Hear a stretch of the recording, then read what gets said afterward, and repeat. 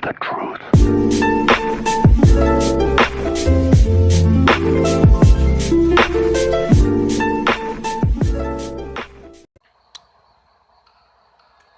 Hey, Pixel Gun, can you please fix your game?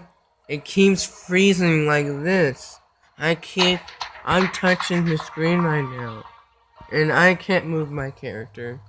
You can probably tell it's frozen, because, look, the thing up top is not moving like it's supposed to. And that's that, it just freezes.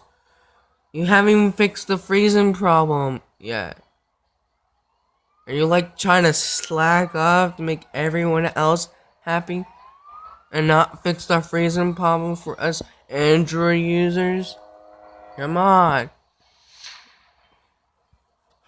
You need to fix your game, Pixel Gun 3D. Yeah, what my brother says, and he has the iPad, So and it works for him. Yes. It should work for me too. I can't even do crap. I can't even do anything. I hate this. I'm gonna put this on YouTube. See how